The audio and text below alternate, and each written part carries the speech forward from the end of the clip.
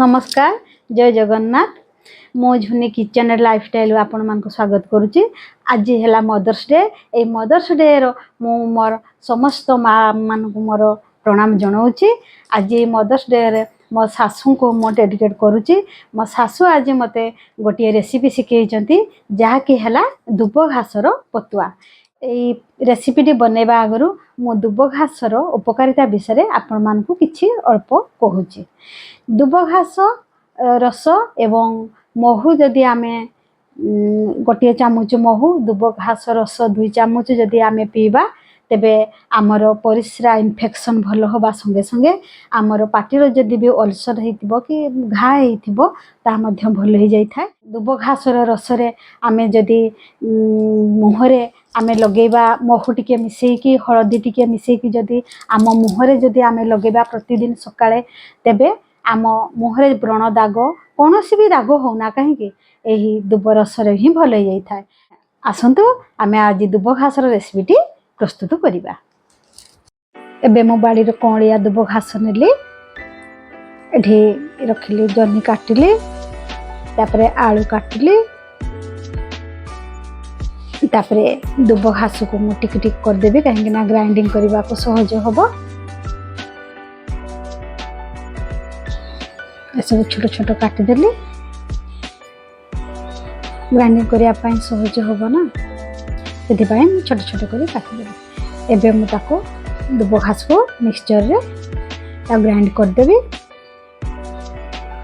मु मसला नेची रसुन धनिया जीरा पियाज कंचा लंका एवं बादाम सब को मिसेकी बाटी देबी मिक्सचर रे। आपण चाहिले भी अलग अलग बाटी पारे किंतु मु एका संगरे बाटी देछि। पानी टिके दे ताको पेसी देबी। एबे ताको मो छानी रे ताको छानी देबी।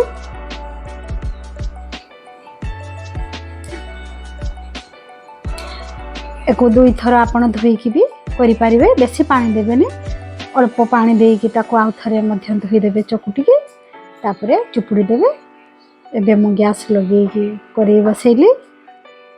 एबे बिना तेल रे मु पतुआटी करिवि। देखंतु आलू देली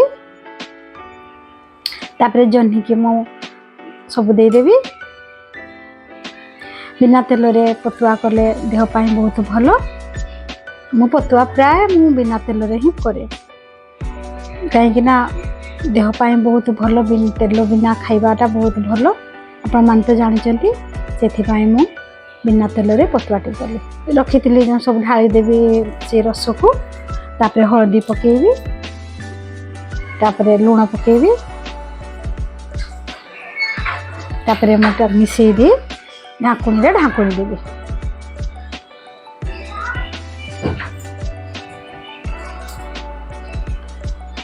एबे देखंतु सिझी आसिलानी। एबे मु भाजी थिली जीरा गुंड अल्प धनिया गुंड अल्प पकेई दे पुणी ताकू ढाकुणी रे ढाकुणी देबी टिके मिसेई देगी।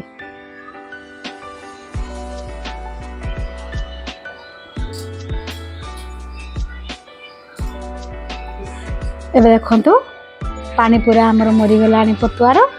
एबे पूरा रेडी हे गला।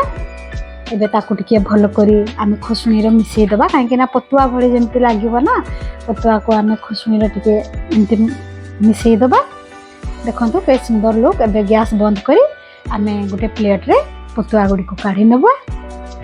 देखंतु कि सुंदर देखा जाउची ग्रीन ग्रीन दुब घासर रस। देखंतु ए खाइले किछि भी खराब होबनी आपण आराम से खाइले। एबे देखंतु मु केमति मुढी पकेइली ताबरे मु मुढी से पतुआ देखि खाइले कि सुंदर लागिवो। एबे मु आपण चाहिले मुढी रे दही पकेई पारिबे कि अन्य तरकारी भी गोळै कि खाइ पारिबे किंतु मते पतुआ सांगर मुढी पानी मुढी बहुत भल लागे। सेहिथि पई मु पानी मुढी खाउछी। पतुआ सांगर मुढ़ी पियाज आ पतुआ बहुत टेस्ट आ कंचा लंका है। देखंतु मु खाउची देखन बहुत सुंदर लागुची। आपण निश्चय खाइबे घरे। आशा करुची आपण मानक ए रेसिपीटी भल लागिथिबो। आपण घरे बनेकी खाइबे। यार साइड इफेक्ट किछि नाही। ଏହା ଯଦି ଆପଣଙ୍କୁ ଭଲ ଲାଗିଥିବ ତେବେ ମୋତେ କମେଣ୍ଟ ମାଧ୍ୟମରେ ଜଣାଇବେ ଏବଂ ମୋ ଚ୍ୟାନେଲଟିକୁ ଲାଇକ୍ ସବସ୍କ୍ରାଇବ୍ ଏବଂ ସେୟାର କରିବେ। ଆଉ ଯଦି ଘାସ ବିଷୟରେ ଦୁବ ଘାସ ଉପକାରିତା ବିଷୟରେ କିଛି ଆପଣ ଜାଣିବାକୁ ଚାହିଁଛନ୍ତି ତେବେ ମୋତେ କମେଣ୍ଟ ମାଧ୍ୟମରେ ଜଣାଇବେ। କାହିଁକି ନା ମୋ ଜେଜେ ଜଣେ ଆୟୁର୍ବେଦିକ ଚିକିତ୍ସକ ଥିଲେ। ସିଏ ଦୁବ ଘାସର ଉପକାରିତା ମୋତେ ବହୁତ କିଛି ଶିଖେଇଛନ୍ତି। ମୁଁ ଆପଣମାନଙ୍କୁ କମେଣ୍ଟ ମାଧ୍ୟମରେ ଜଣାଇଦେବି। ରହିଲି, ନମସ୍କାର, ଜୟ ଜଗନ୍ନାଥ।